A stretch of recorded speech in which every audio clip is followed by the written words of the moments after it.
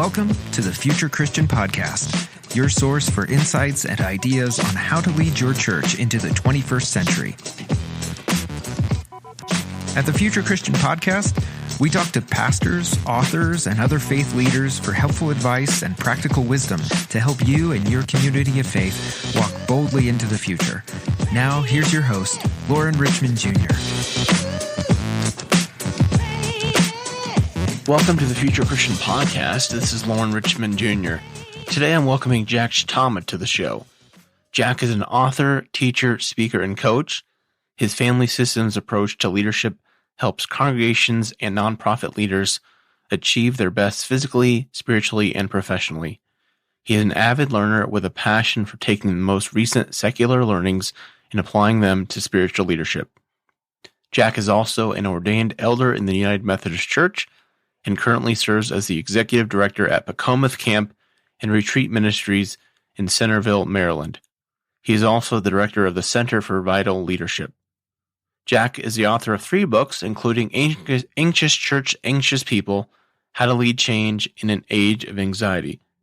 Jack and his wife of 40 years, Jody, have 4 adult children and 3 grandchildren. Jack is an avid runner and has completed the Baltimore Marathon 3 times. He plays guitar and bass in the Jacob's Well Band, his church's worship band. He enjoys all kinds of sports, cooking, reading, traveling, and most of all, seeing people experience spiritual growth.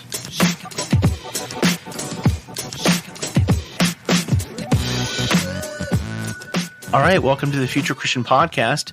This is Lauren Richmond Jr., and I'm pleased to be joined today by Jack Shitama. Jack, thanks so much for being here. Great to be here. Jack has actually been a guest before, but way back in my early days. So we'll kind of go through some similar questions. If folks are really dedicated listeners, they might have heard these before, but I wanted to share for folks who may not be familiar with you or perhaps forgot from way back in that episode. But share a little bit about yourself, kind of about your faith journey, what that looked like in the past and what that looks like today. Sure. I didn't grow up in a church-going family. My parents are not Christians. They are. Well, my dad passed away, but they were good, hardworking, secular, middle-class people. And it wasn't until my latter part of my 20s that I really started searching spiritually. And I ran into a couple people who really got me thinking about Jesus through their own testimony. And it was through that I prayed this prayer one day. This was kind of the beginning of my faith, I think, where I just prayed, Jesus, if you are who they say you are, show me. And he did. I actually went home and I said to my wife, I want to start going to church. And God was working on her. She said, me too. She had grown up in the United Methodist Church. We started going to the church in which we were married, her home church. And after about a year, I think I got into a Bible study, and that's really what opened up my life and felt a call to ministry. I was baptized in January of 1988, and I was in a pulpit serving as a United Methodist pastor in July of 1991. So it was like a whirlwind. Wow. Yeah, that's a whirlwind for sure. Yeah, and then as you know, family systems theory is a huge part of what I like to share. It's kind of been my focus in terms of leadership development, and I encountered that at my first seminary in 1991, and have been studying it ever since. What would you say is different or more expanded about your faith versus 30 some years ago? I think now I've really learned to live with uncertainty in much more a much healthier way, I think, than I did 30 years ago. What I've come to discover for myself is that's really what faith is, right? Faith is trusting in God to lead the way and to provide the strength. One of my favorite concepts in Christian theology is the understanding that we can do no good apart from the grace of God. So that's our concept of free will. We only have the free will to say no to God. We can't even really say yes, but if we just open ourselves up to God, then it's God's grace that leads us, that guides us, that gives us what we need. And then when we see good things happening, especially in terms of doing God's work in the world, we get to give God the credit, give God the glory. So I think that's kind of how my faith has matured. Awesome. What are some spiritual practices that you'd recommend to others or have been meaningful for you? Well, certainly having a prayer life is really critical, and I struggled with that off and on until probably until about 2007, and I think that really coincided with my youngest child being in high school. So mornings were not quite so hectic because I would get up early. I could get up early, and I didn't have a bunch of kids running around. So we have 4 children; they're all grown now, of course. But so I think having that prayer life where our focus is on God is really important. One of the practices that's been really meaningful to me in the last few years has been just keeping a real brief gratitude journal. And it's kind of a form of the Ignatian examen.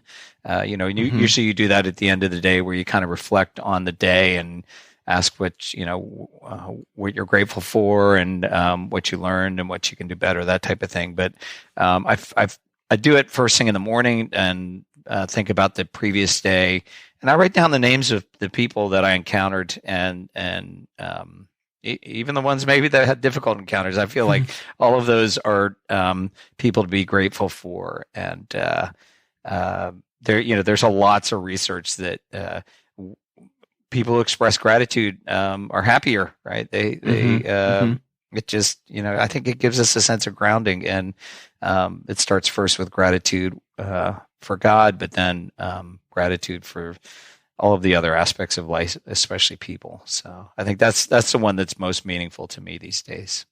Yeah, simple but helpful for sure. Yeah, those basic. I was going to say it only takes me. I spend maybe 5 minutes on it, 5 or 10 minutes on it. So yeah.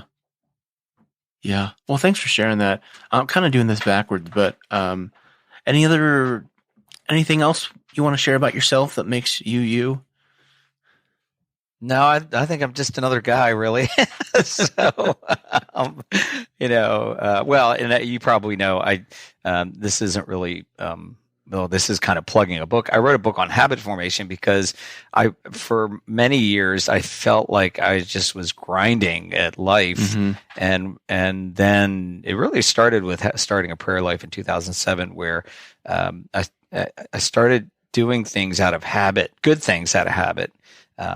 First it was prayer, then it was exercise, and it was writing. And I wish I would have known that when I was younger. I don't know. I probably wouldn't have listened. Maybe somebody did try to tell me, but I think that, learning that it's not so much about willpower and self-discipline. It's about being able to focus on developing the right kind of habits has been certainly almost as life-changing as Jesus Christ has been for me. So.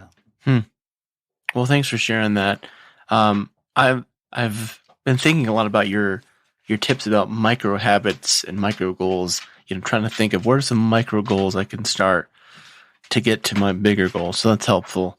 Folks, Jack has his own podcast, the Non-Anxious Leader podcast. Highly recommend it. I've been listening to it for some time. I don't even remember how I found it, but it's all things family systems theory, leadership, habit formation. Highly recommend it.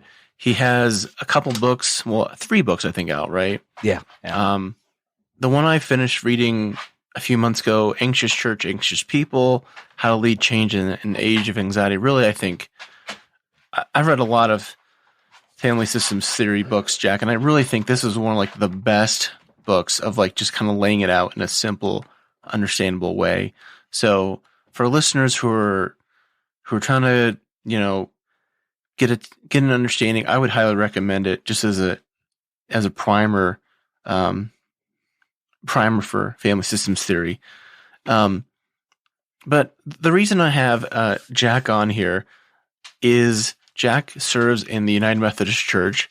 As a clergy person, I am fortunate enough to be serving in a UMC church now myself. And there's a lot of drama, I guess. Maybe that's the wrong word. A lot of stuff happening nationally, globally, within the denomination.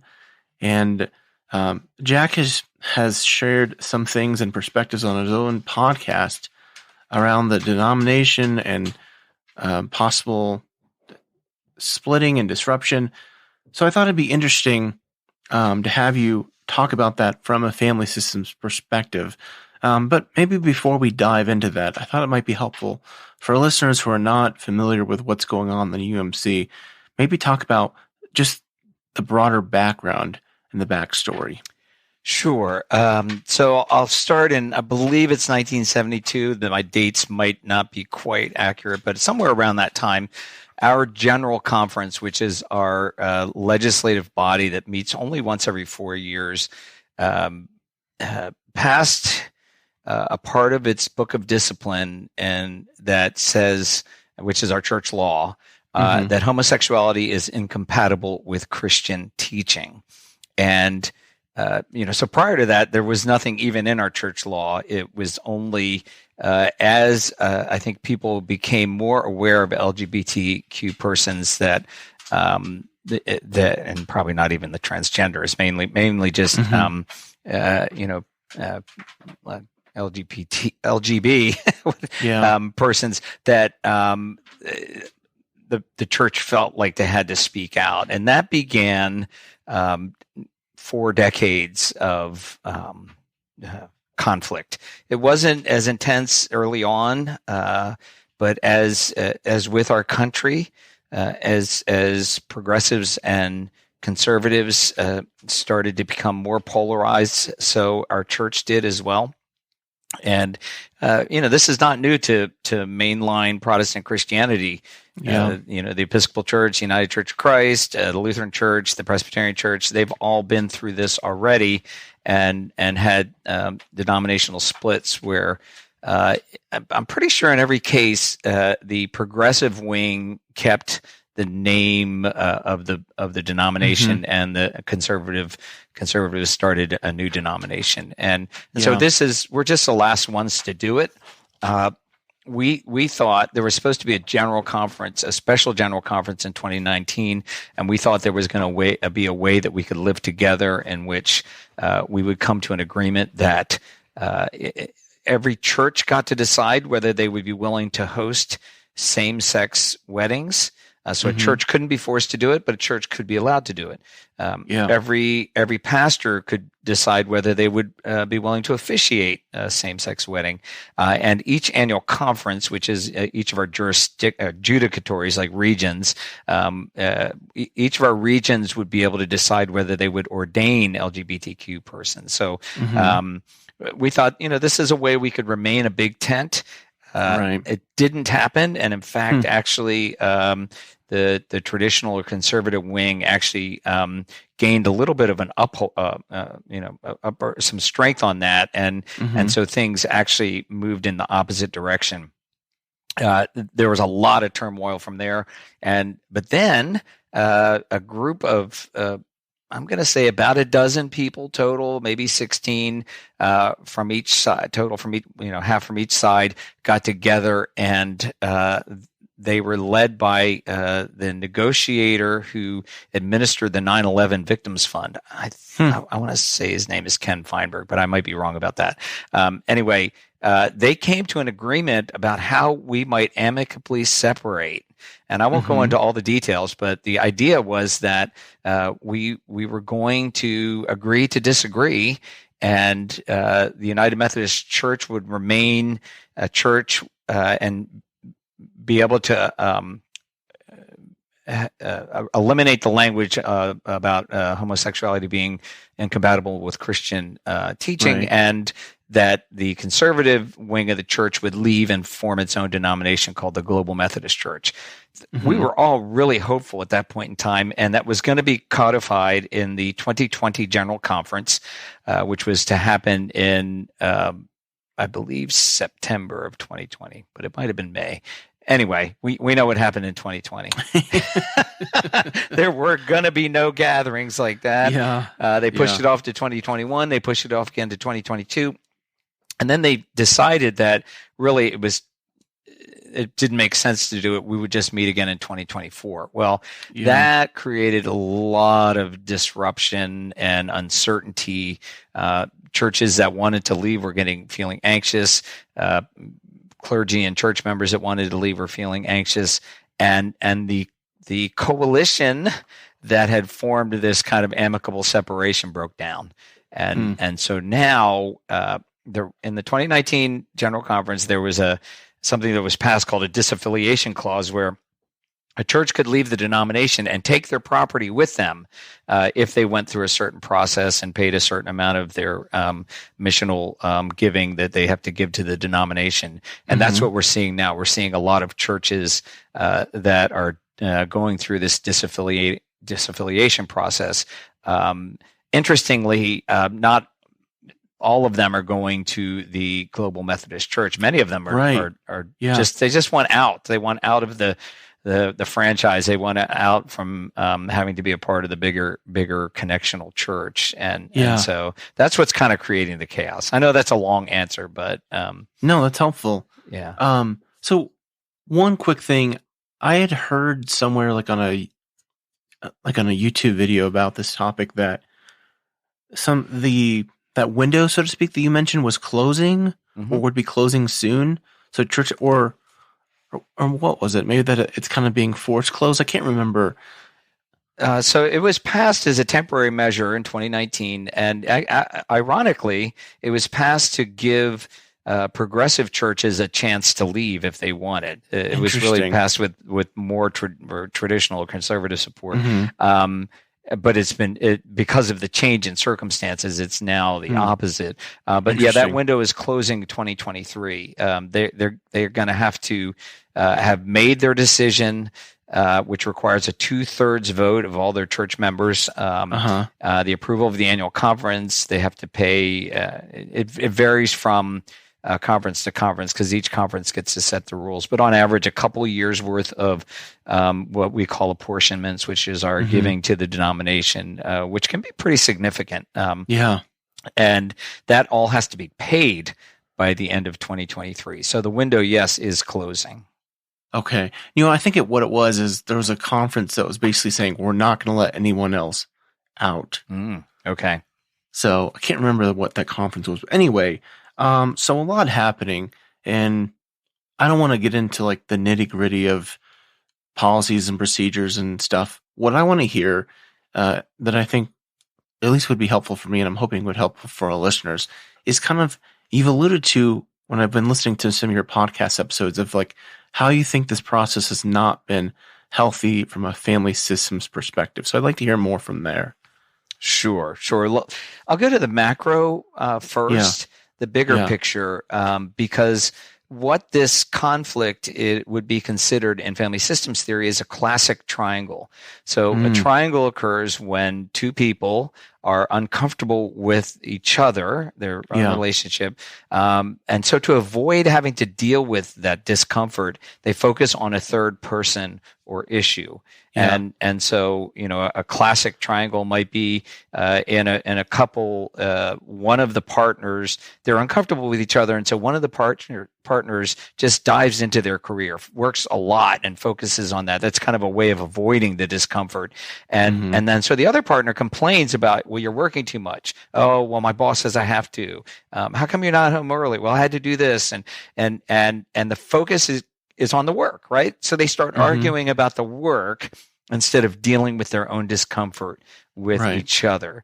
And so in the early 70s and into the 80s, as progressives and conservatives got more uncomfortable with each other, this became more and more a focus of their discomfort with each other. And I will say that this is, in family systems theory, there's this concept of things of generational transmission, things getting passed from generation to generation, and at least in Christianity in the 20th in the United States, there have been a series of things like this: slavery back in the 19th century, fundamentalism in the early 20th century, that became foci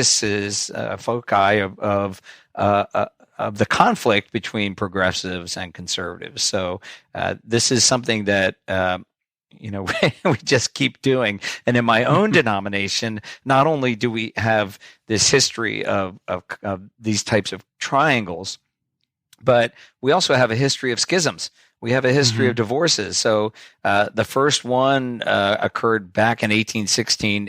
It was related to race, and I don't think I don't think that's coincidental, and I'll tell you why, but in a minute. But in a church in Philadelphia, St. George's Church, it used to be that African Americans and Anglos would worship together. But in 1816, they told the African Americans they had to sit in the balcony. And Richard Allen, who was actually one of the certified lay preachers in the church, led a movement, and they walked out and they formed what is now the African Methodist Episcopal Church. And in 1821, the same thing happened at John Street in New York. African Methodist Episcopal Zion Church came out of that. We had the Methodist Protestant Church that split away in 1830 because they didn't want bishops, and so their motto was a church without a country without a king and a church without bishops. So just on. And of course, we split over slavery, and so this is in our DNA. Schism is in our DNA. The other part about that, and this is the kind of the macro, even more macro in our culture and our country. Michael Kerr, who was studying under Murray Bowen, has a theory that the United States, part of what has propelled it from its beginning was that we always had a scapegoat. And early on, you remember my podcast on that, huh? Early on, it was slaves and indigenous peoples, and we could always focus on them as the problem, the so-called problem. And that took us all the way up into the mid 20th century. But the civil rights movement, and you could say women also were considered a scapegoat. So, but this idea that all of a sudden through civil rights and women's rights, that all people were equal, and we really shouldn't oppress others and we shouldn't exploit others. This took away our scapegoat. And I don't know if it was Kerr or somebody else said what they really think it was a tipping point was the one thing that held us through that period was communism. We still could blame communism, but when the wall fell in, I think, the early 90s, that was it. And if you look at it since then, I mean, we've been fighting each other, right? Right. Because our political world is the same. And even though we still, some people still want to have like immigrants as scapegoats, or we're really using each other. We're focused on each other. And so what do we do? We in the church, we've triangled human sexuality, at least in our denomination, United Methodist Church, as a way to avoid other things. One more thing in terms of the Protestant church, Protestant mainline churches have been declining since the 60s steadily. And so talk about denial. This is a way to deny that perhaps we got comfortable, we got complacent, we became middle-class people who cared more about ourselves instead of reaching out in the name of Jesus and trying to change oppressive systems in the name of Jesus. And so what happened was over time, we focused on that issue. And you might hear people say, well, if we just got back to the basics and got back to the Bible and traditional values, we would flourish as a church. Or if we just freed ourselves from these oppressive things and became a more open church, we'll reach more people. Well, neither of those is really true. I think you could do all the things that we need to do to reach people for Jesus and bring the reign of God into the world without dealing with that issue at all. So, so you think it's in some ways an anxiety response to the decline? You're saying? Yeah, it is. Yeah, and just as I think our political division in the country is an anxiety response to the shift away from a system where some people are privileged, and we're trying to move to a system that's more egalitarian, even though we still have a long way to go. Right. So that was I really appreciate the kind of macro view. Tell me more about the micro view from an FST family systems perspective. Yeah. So I think what from the macro view, there's nothing we can do. We're going to split, just like all the others. From what I've heard from some friends and colleagues in other denominations, it gets really ugly.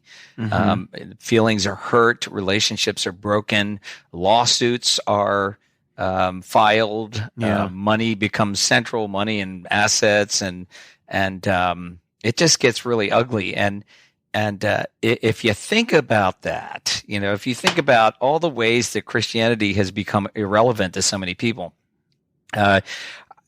you just have to wonder what they think when they see Christians fighting like this, right? Right.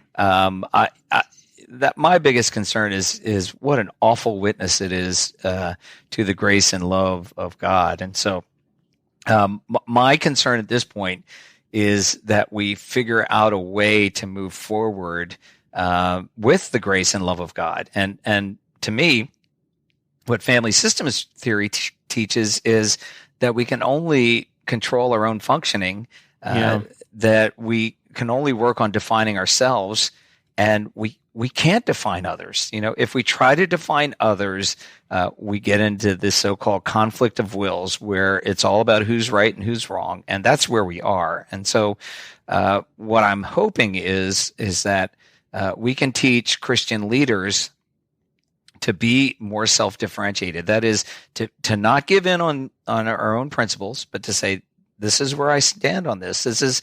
I believe this is how I'm going to follow God. But then also say, but if you don't, that's okay. If you disagree with me, that's okay. Because I think if we could do that, that would be a powerful witness. If we could actually figure out a way to part, and send each other off with a blessing, it would at least show to people that, okay, Christians disagree, just like the rest of the world, but Christians do it differently because of their common bond in Jesus Christ. I don't see that happening, but I'm not giving up. I'm gonna, that's what I think part of the work I feel called to do is to help people learn that it's possible and to do that. I have really close friends who we knew each other as Christian siblings even before we went into the ministry, and it's another couple that the woman went into the ministry a couple of years after I did, and then the husband a year or two after that, the man after that. So they are very traditional. I don't know if they're going to go Global Methodist Church or not. We've been trying to get together and we haven't, but we made a commitment that we would treat each other with love and grace no matter what happened. And I think we have been doing that. We're trying to do that, and that's really why I want to connect with them. I haven't actually seen them, had a conversation with them for a few years, and would love to just hear how they're doing and what they're thinking, where their God is calling them. I don't want to see them leave the denomination, but that's not up to me. Right. That's their choice, and I think that's what self-differentiation is. And what our instinct is to say, well, if they're leaving, they can't be good. Yeah, only right. the good people stay. Well, Right. that's a little monolithic, right? Yeah. So I guess we'll see how that goes. Yeah.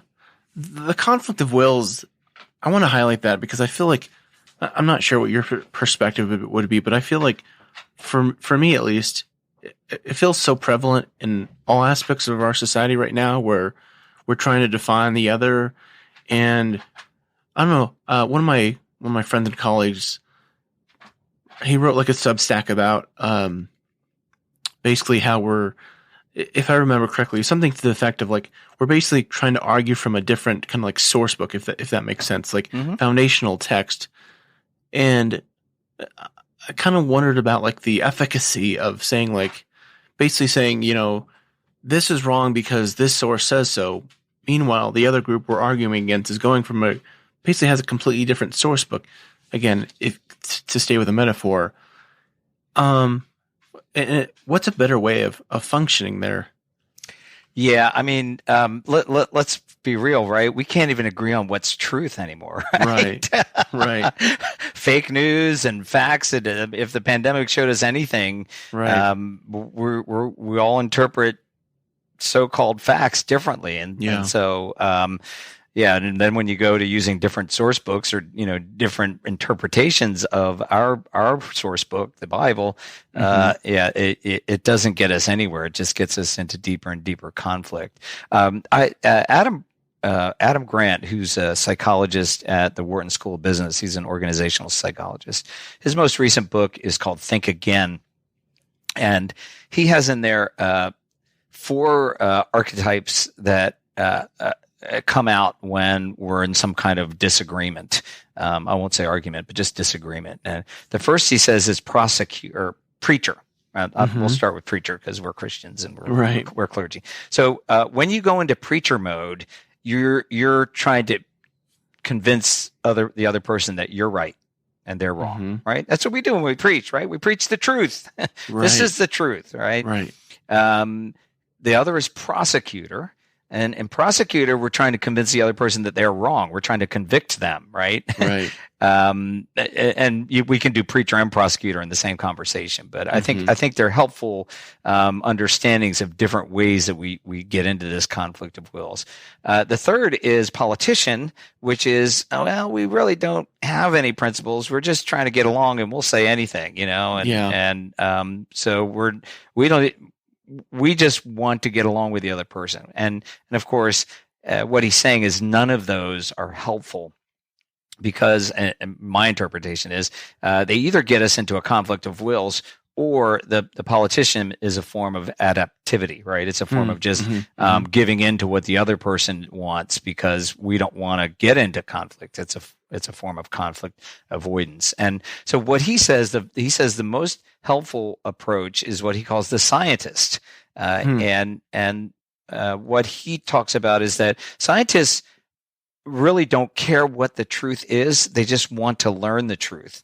And so they'll form a hypothesis and they'll run an experiment, and they're just as happy to find out that their hypothesis is wrong because they got closer to the truth. And actually, I was in a Bible study discussion this morning, and we were emphasizing the word curiosity.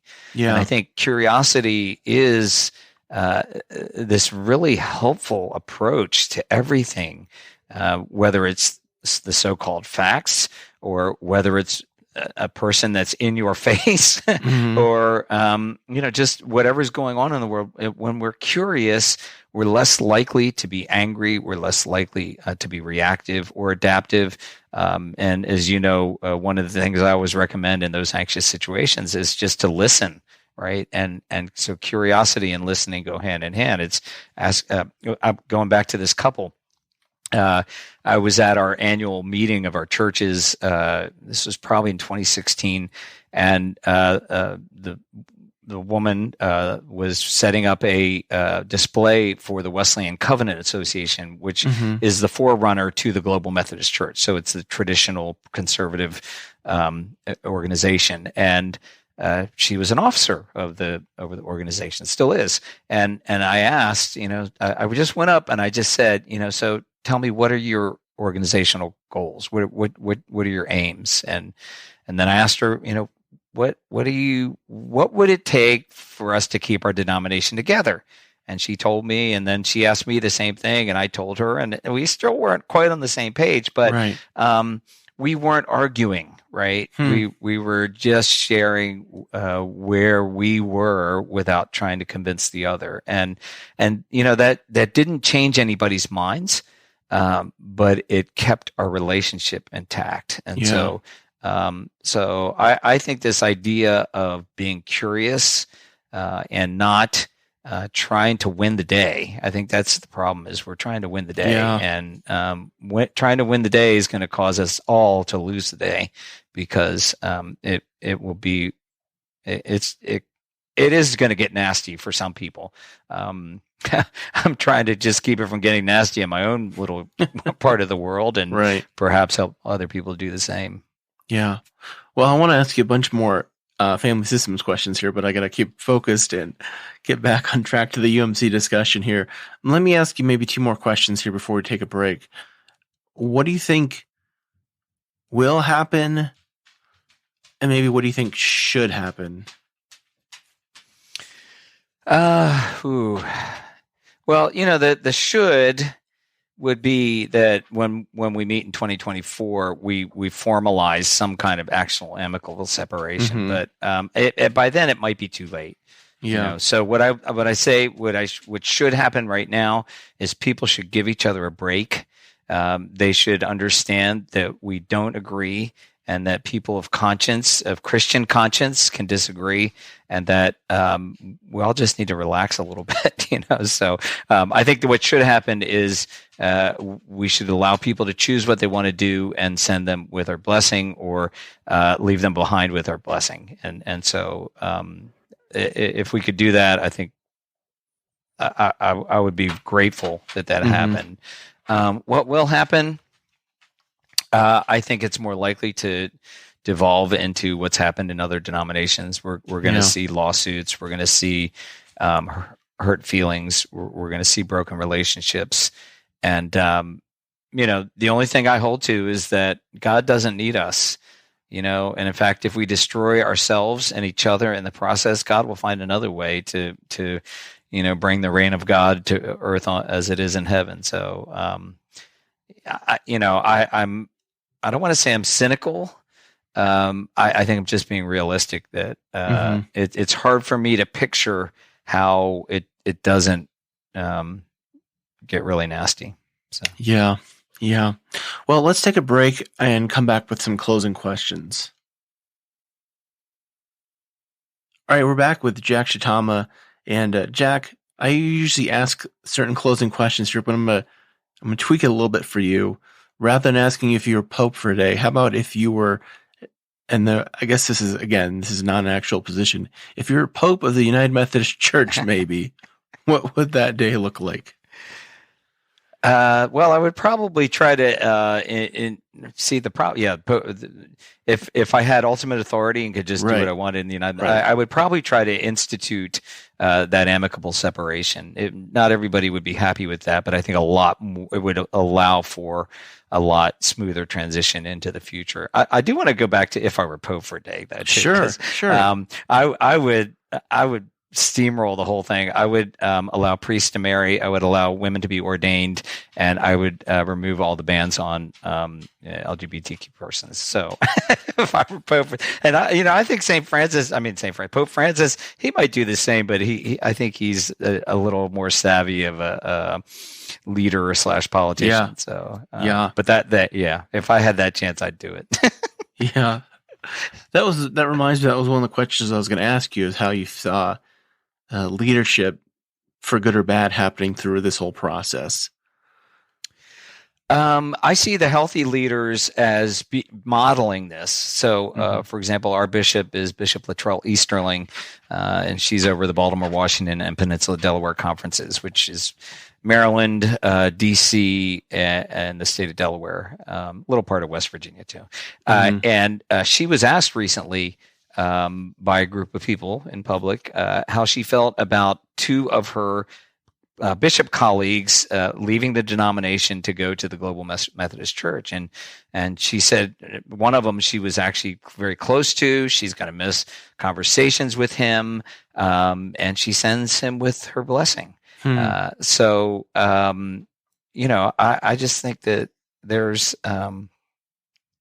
it can be modeled. It can be modeled, and so leaders who model this type of self-differentiation, this type of non-anxious presence, can be really helpful to the rest of us who are really anxious.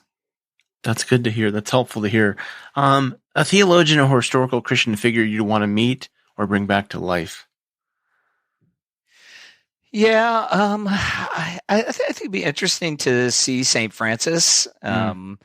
I also thought about John Wesley, but John Wesley, man, he was intense. Charles Wesley, maybe, these are the founders of Methodism. Yeah. Charles Wesley, I'd be interested just because he wrote all those songs to presumably bar tunes to local music. So anyway, I think those are a few that I've thought of. Yeah. What do you think history will remember from our current time and place?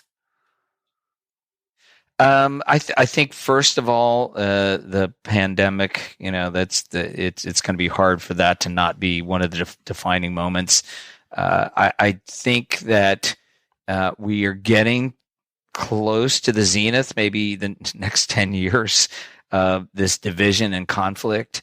If you do generational studies, one of the things I say about baby boomers, of which I'm a part of that generation, is they're idealists, and idealists don't compromise very well. And so and as my kids who are millennials tell me, that baby boomers ruined everything. So I think as baby boomers age out of life in general and power, I think the Gen X and the millennial generation especially are going to find a way to take us in a new direction, in a healthier direction. So I'm not blaming the baby boomers. Yeah. I'm just saying I think all of these things have come together, and I think that I believe in 10 years, say the early 2030s, I think our political divisions will be not so intense, and we'll find a different way to live in our world. And I think that's mainly due to young people. So I'm hopeful for our young people. Yeah. I'll give you two ways to answer this if you want. I want to ask, what are your hopes for the future of the United Methodist Church? But if you'd like to also answer more broadly for Christianity, you're welcome to. But how would you answer that? Yeah, I mean, I think, as I mentioned, what's happened with Christianity is it became complacent and comfortable and inward looking, and so my hope is that Christianity will become outward facing again. I heard somebody say a long time ago, Christianity is one of the few organizations designed for the benefit of its non-members. And some people think of that in terms of proselytizing and making conversions. I think of it in terms of meeting the world where they are with God's love and grace. And so I hope that we see churches start to focus less on going back to where we were, less on numbers and butts and pews, and more on connecting with their communities and living out what they believe God's call is to serve them. And even if Christianity is much smaller because of that, I think it will be more powerful. And my study of Christian history, which is one of the subjects I loved, shows that it was always most faithful and vibrant when it was outside the majority, when it was outside the rings of power. So, so I don't think it's a bad thing that we may be in decline in Christianity. Christianity as we know it disappears, because I don't think that Christianity as we know it was as faithful as we should have been. Sure. Yeah. Well, you have as I alluded to, you have a lot going on yourself that you work on. What are some of your projects that people can find and connect with you online? Yeah, if they're interested in family systems theory, if they're interested in how to be a non-anxious presence, I think the podcast is the one. It seems that people find most helpful, and so I think that's a place to start. I think I'm a bit of an eclectic person, but I like to. I feel like I like to bring together these concepts of family systems theory, self-care, productivity, and try to bring them all together because these are the things that help me to function as a non-anxious presence. So I do have an email newsletter that goes out every Tuesday, and it's called 2 for Tuesday. I usually have a brief kind of devotional thing in there or something that I'm writing on, and then 2 recommendations. And I very seldom sell stuff in there. So if you're worried about me about getting sales emails all the time, you can try it out. You'll find out that it's really, I just kind of put it out there to try to be helpful to people. And the website is what again? thenonanxiousleader.com. No punctuation, just thenonanxiousleader.com. Yeah, awesome. Well, Jack, really appreciate your time. Thanks for squeezing our conversation in today amongst your busy day, and really appreciate your perspectives. Always leave folks with a word of peace, so may God's peace be with you. Thank you, Lauren, and thanks for the work you're doing. Thanks for joining us on the Future Christian Podcast. To learn more about Lauren or the podcast, visit future-christian.com. One more thing before you go. Do us a favor and subscribe to the podcast. And if you're feeling especially generous, leave a review. It really helps us get the word out to more people about the podcast. The Future Christian Podcast is a production of Torn Curtain Arts and Resonate Media. Our episodes were mixed by Danny Burton, and the production support is provided by Paul Romig-Levitt. Thanks, and go in peace.